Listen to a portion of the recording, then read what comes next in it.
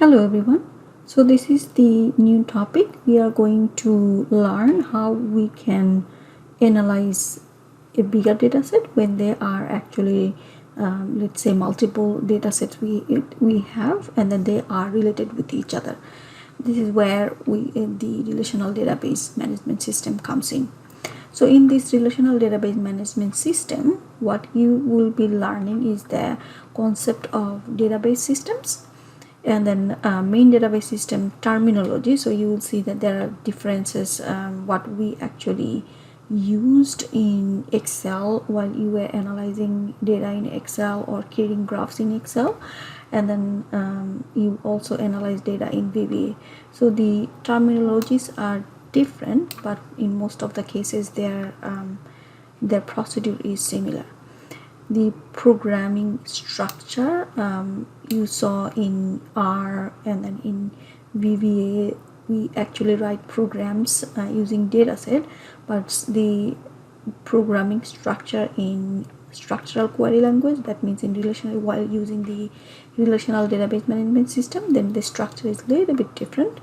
And then how we can create database, I will provide some database, but you can also create your own database if you want to create tables and organize data.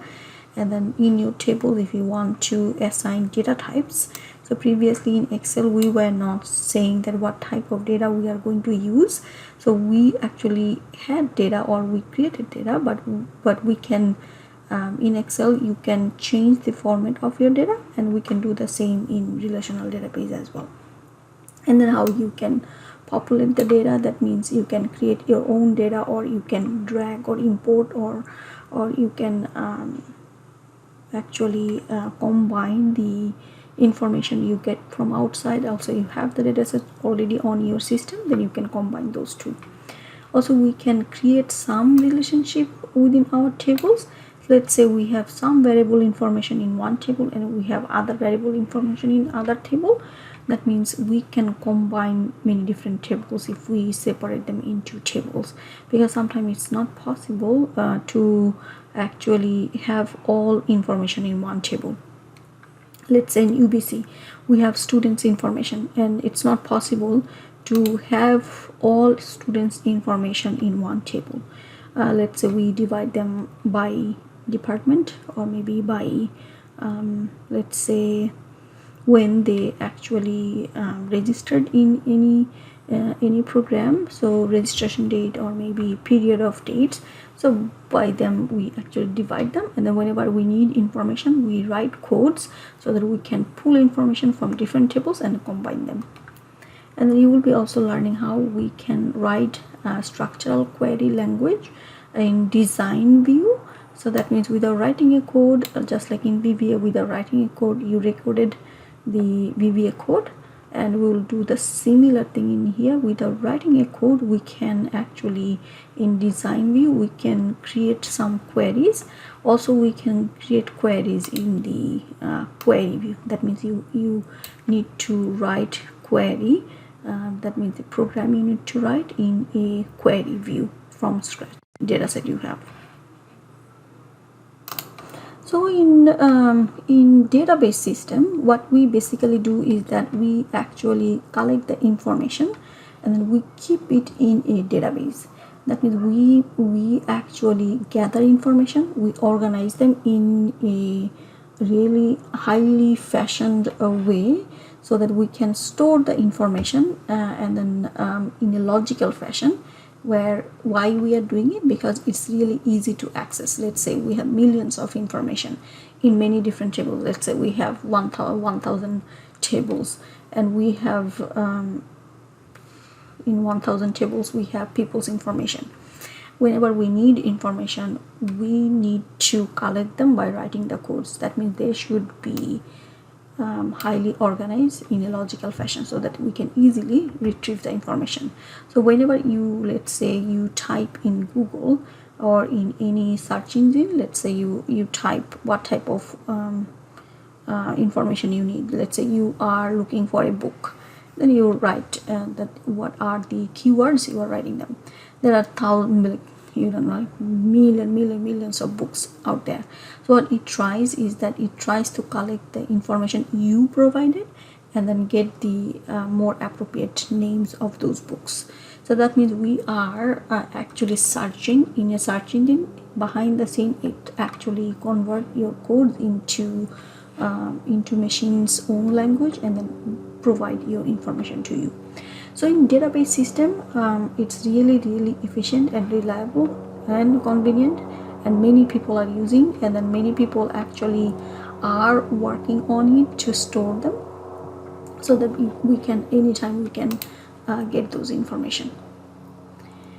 So database is basically a individual collection of individual data. That means it's actually stored in a highly structured way, and then we collect them in a database. So you will be working on geographic information system.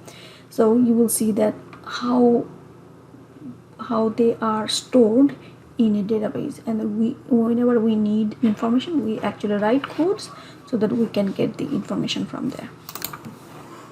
So the data we are talking about, they could be stored anywhere. So that means it could be in a single location or hard drive or distributed across a large network. So that means it could be in a physical location, or it could be actually stored online.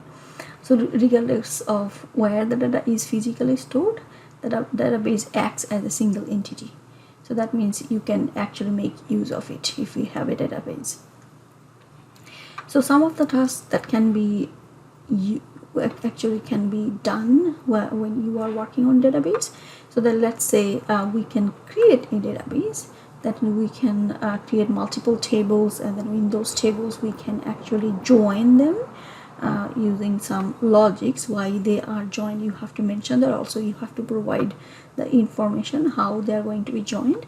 So that means we can create a database, and then we can, as a user, we can read them, or who are actually developing it. If we are developing a database, then if we have new information, let's say in UBC every year we have new students coming in, so that means we need to update the database. So it actually automatically, most of the time it's automatically done. Or let's say sometime what happens is that we have to say update the database using the new information. And let's say some students already graduated, that means they are not in the current students list. That means they should be moved to alumni, and then they from the current list, from the current database, they should be deleted. So that means continuously we can update the database, and we can actually store the information and up-to-date information. Whenever people need it, they can access the information and they can get their information from the database. So for the database, when we are working on it, there is a process we follow. So that means when we are using it, let's say on a search engine in UBC library, if I need some books, then I write on a form on UBC library. So there is an option where you can search. That means you actually write some keywords, what you are looking for. After you wrote to your keywords on that form, then it actually goes to the database engine, and then it converts your information into machine's own language, and then goes to the database and then matches the keywords you searched. Then it actually tries to find the information from there. So when it actually found the information that you are looking for, it's actually in machine's own language. Then it goes back to the database engine and then convert to the user's own language. That means it provides us with a list of books.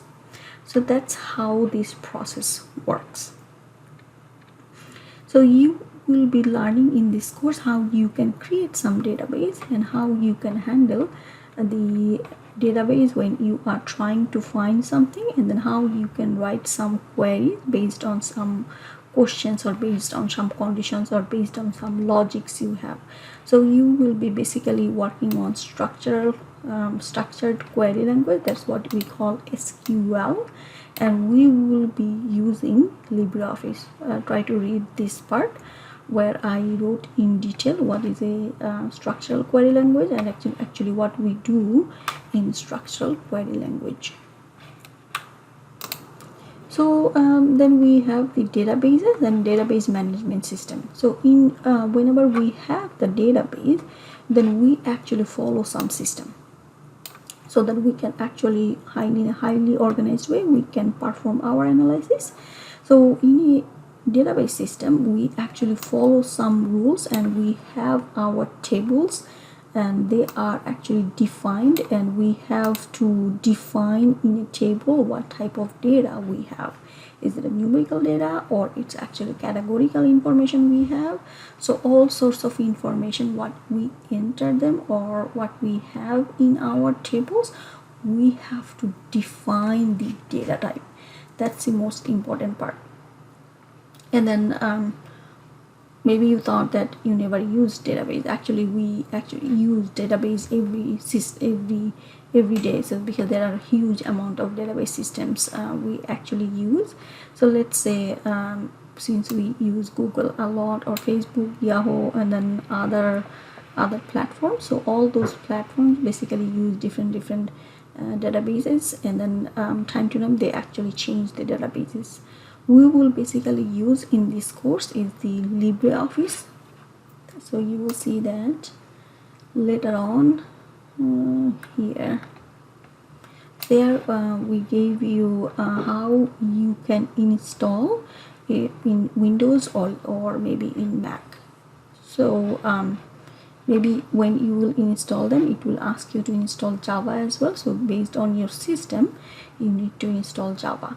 So also follow this guideline so that you can install it, and try to choose, whenever you are installing it, try to choose the older version, so you will see there will be no problem. So for our analysis, we will be basically using the LibreOffice. So in basically we need to identify in the table what kind of information we have, and then data type we have, and then make the linkage between tables. So let's say we have some information in a hotel.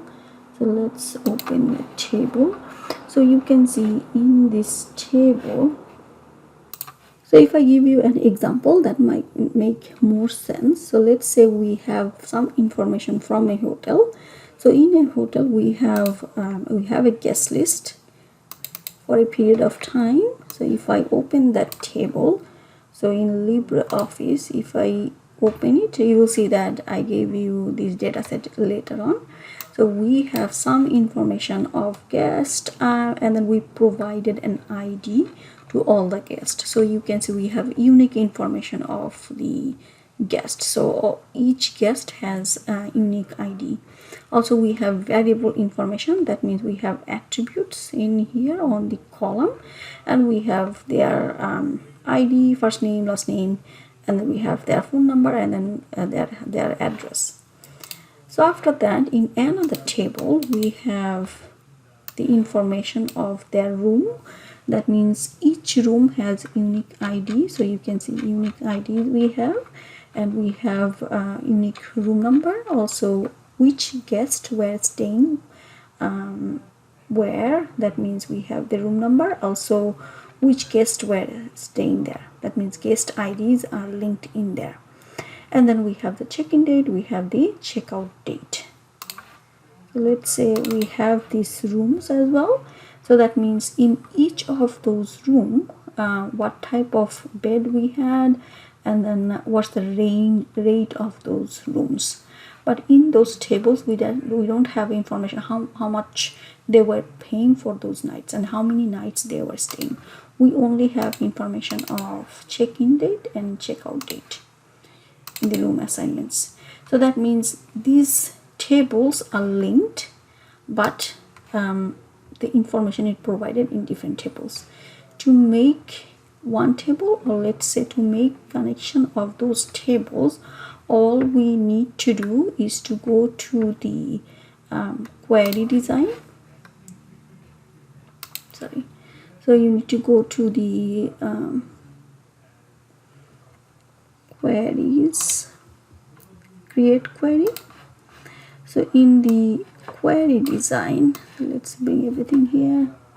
So in the query design, what we need to do is that we need to bring in those tables. So that means our tables, guest table, and then room assignment, and then rooms. That means all three tables are here, but it's not connected. So all we need to do is to make the connection. That means guest ID is same as this guest ID in here. So that means they are actually same. So that means whenever we have information of the guest, so we exactly know that this guest ID and this guest ID should be exactly same. And these two tables, so you can see we have room number and we have room number here as well. So that means these room numbers are exactly same. So that means whenever you have description of data, then you have to make the connection, and then you can actually join them. So after we join them, so we say that okay, let's collect all the information, some information from this table, let's say their phone number, and then some information from the room ID, room number. If you add it twice, then you can remove that. So that means guest ID we already have it, check-in date, check-out date, room name, we don't need the room name, we don't need the room bed type, we need the room rate from here. So that means we actually collected information what we need from those table, save them, let's say query 1, yes, and then let's say run this program. Then you will see that it creates a table. We close it, and then you will see that if we open this table, then you can see all the information we needed from those three tables are joined. So that means it's actually organized in different tables, but whenever you need them, you can actually collect the information and put them together. Or let's say you want to find who room rate. Let's say we were only looking for if the room rate was more than 100. So let's say we want to create another query and we want to use the table we just added and say that when we have our guest ID, room rate, room ID, and then room rate. So let's say who are paying more. So that means let's say we also keep the first name. So we are asking that whether they are paying more, let's say $100 for each room. So that means we are trying to identify some information. That means we are trying to reduce our data, and we run that. So you can see in this table we actually have information where room rates are more than 100, or let's say if it is less than 100, then again run it. And behind the scene are basically writing codes. So if you switch to query design, SQL view, so in SQL view you can see we wrote some program, and you can change the size of these fonts. Okay, so from the tools and option you can change the size. So you can see basically I selected some variable information. That means these are the variable, 4 variables I selected, and from where, from this table, name of the table, then I added a condition where, that means I would like to add some condition, adding condition for room rate, and then added less than 100. If you want, you can say no, I would like to add more than 100. Then you have to run it, and you can see again we are getting the information. So that means we can create query in query design. That means we are creating some information, we are actually collecting information, we are joining tables. All those we can do in our query. So if you want to save and save it, that means we created a table. So whenever we are working on LibreOffice, you will see that you have your original tables, and these tables, whenever we are working on it, we are not losing them. That means we are not actually changing them. So because we are actually creating some queries, whenever we create query, it keeps the base tables, the original tables, saved as is. Whenever we actually add some condition, it creates new tables in queries. So that means we are not losing any information. So in this part, I actually basically explained how we work on SQL. And if we have student information from UBC, we can say that their registration date, let's say before 2019 or after 2019, we can write codes. And if we have the database, so database could be really big, it could be massive, we might need gigabytes or terabytes. And then it's actually structured in many different tables. It's organized into rows and columns, just like in Excel.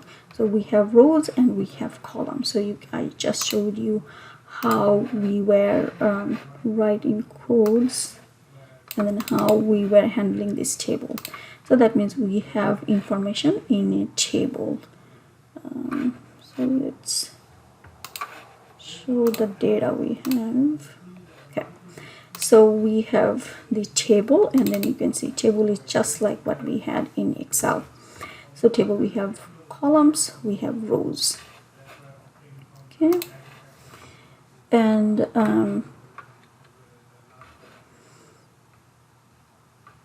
so we could have multi-user at a time. Maybe many people are using UBC library, right?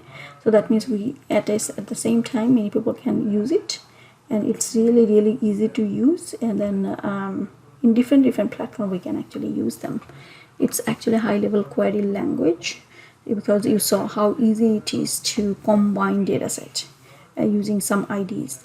And we can write thousands of queries. That means our conditions we can add, and we can efficiently write our code and then get the information, and it's really highly reliable.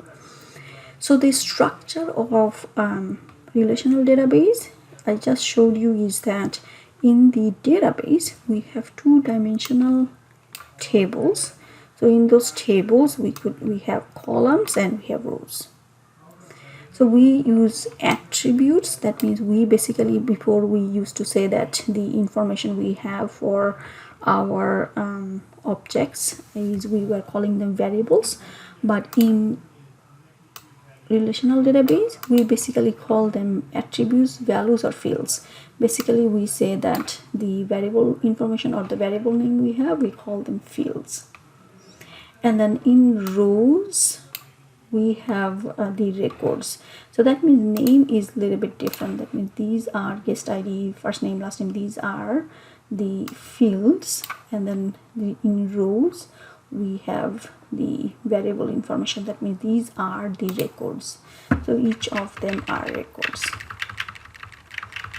So how many records we have? We have 25 records, and we have how many fields? We have 7 fields in here.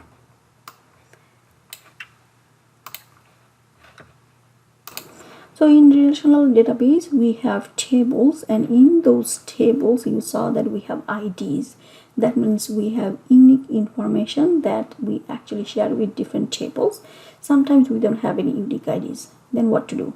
Then you have to identify what might be the ID. So let's say in the table where we have the information, so we have this table. So let's say we don't have any unique information, then we have to identify what might be the unique information. So you can see in these two tables we have the check-in, check-out, and then guest ID, room number, room ID.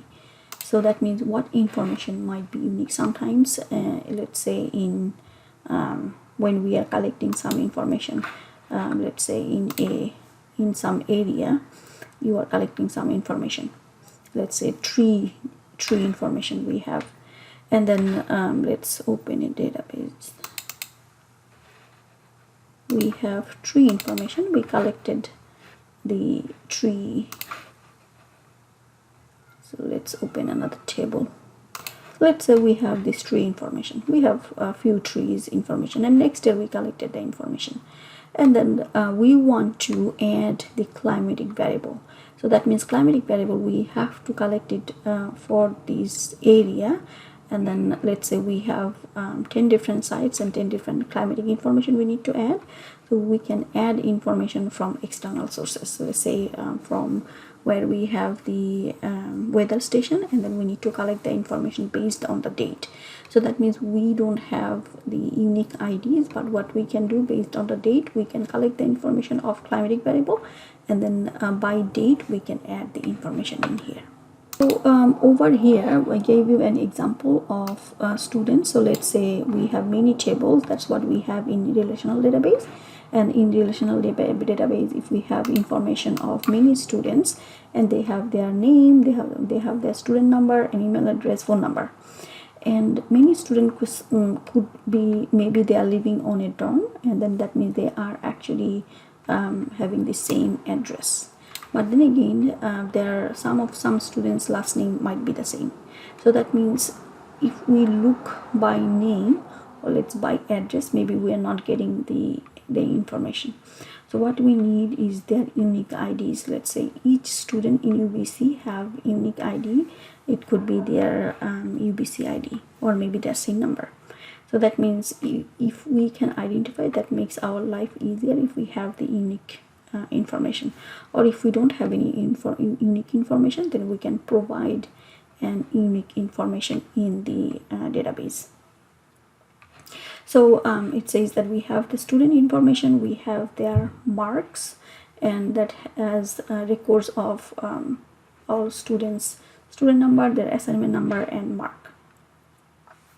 And then in the mark table we have their automatic numbering field, that means the unique identifier, and then we have their marks. The first mark we entered into the table would be the number one, and the second one, and then so on. So in the marks table we basically have student number together with their assignment number, and then some keys are there. So to make unique identifier, we can provide the name, provide the unique identifier, or we can actually using some fields information we can create that.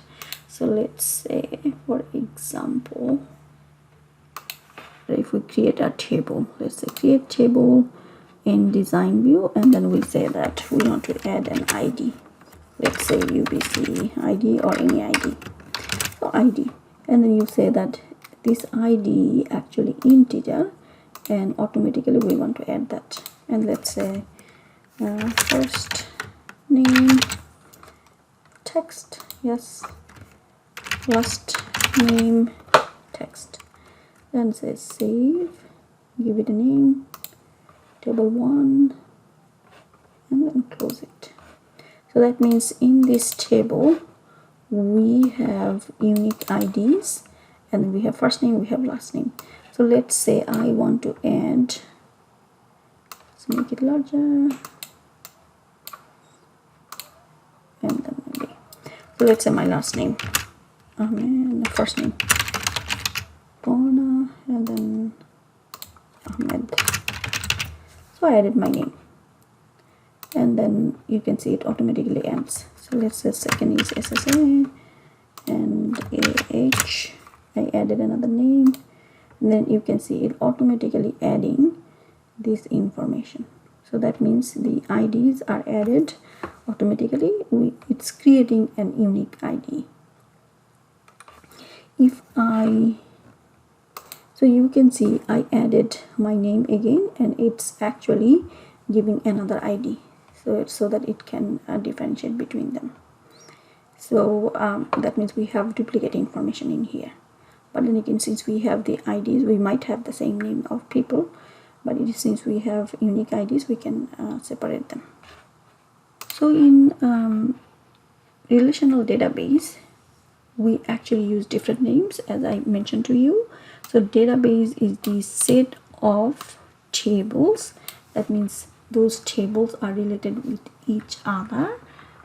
In Excel we handle different tables. Also in R we use different tables, but in here we are actually based on the relation, based on the ID, we are joining them, and it's actually highly structured. So we have column names. Previously we said variable, but in a relational database we are calling the variable name as field. And data could be different, it could be numerical or it could be text, so I will show you later. And then in rows we have the objects information. That means we have the unique record, so that means we are calling it record. So sometimes we don't have information of some field, so then it could be missing, or it could be unidentified, or it could be unknown. And then key, so you will see that the IDs we are providing, we are mentioning that those are actually primary key. So let's say when we were talking about the guest in a hotel, so you can see each guest we have the IDs. So that means this ID is actually primary key, so we cannot have two primary keys. So let's say in our table,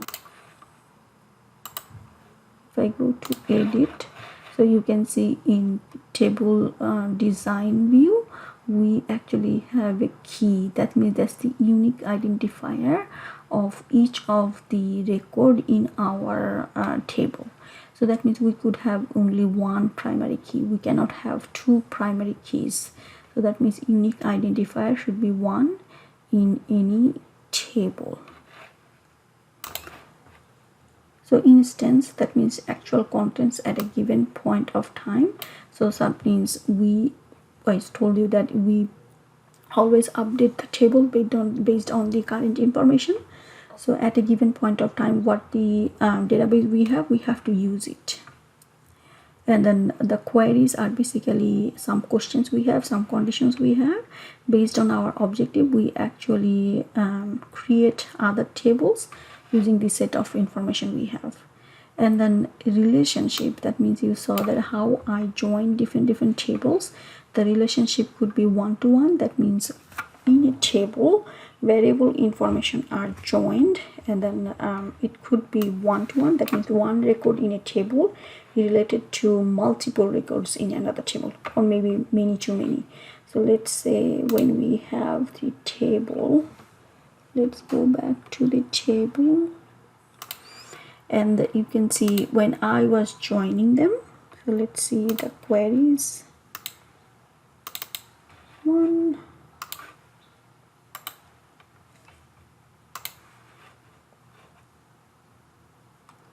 so over here while we join them, so you can see we have less information in here. So that means many of those guests have their check-in date, check-out dates. We have many information in here. So many of those records will have the room rate from here. That means more for guests, these room rates will be duplicated. That means whenever we have the table, let's see the table. So you can see that for each of those guests, room rates, that means room rates are actually added based on the room number or room type they were using. So that means more information actually joined, and then based on what we are actually doing. So that means in rooms we have only, you can see that we have only few information, and each of those room rates were joined with room assignments in this table, and then multiple times is added. So that means it could be one-to-one relationship, or it could be it could be one-to-many or many-to-many. That means one record in a table related to multiple records, or multiple records in a table is related with multiple records in another table.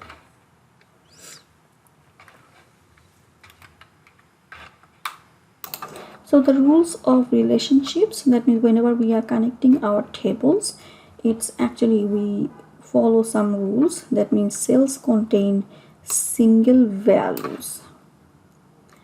And let's say we have the table, right? And then if I open this room assignment, so that means each cell has unique information.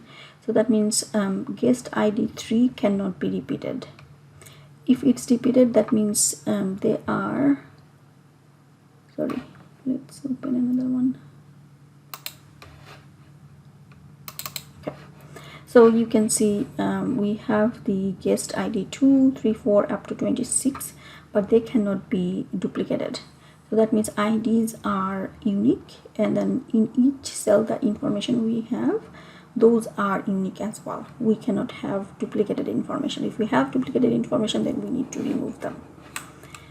So then column stores single type of information. Columns names are unique as well. So that means in our table, the columns name we cannot have the same column names. So let's say in our table, let's close this. In our tree information, let's say in a table. Okay, so in this trees table, if I edit that, so let's say I would like to add another variable, another field. The name of the field is same as we had before, dbh. So let's say I want to add dbh again. Then I say that these are numeric, number and numeric, and then I said yes, I need to add that. And if I save it, it says that you already gave a dbh, and then it's actually twice you are adding that. That means it's not going to let you add the variable name, the field name twice. So you can see, so it's not going to let you. So that means you cannot change it. So order is insignificant. That means, so let's say we have the table. That means if we have room number here and then check-in ID, checkout ID, they can be anywhere. It could be at the beginning or it could be at the end. It doesn't matter. Or let's say the information of a guest could show up in many places. It doesn't matter where they are going to show up. Okay, so rows are unique as well. That means we cannot have any duplicated information. We cannot have two IDs with same information. So I will talk about the rest of the part in the next lecture. Thank you.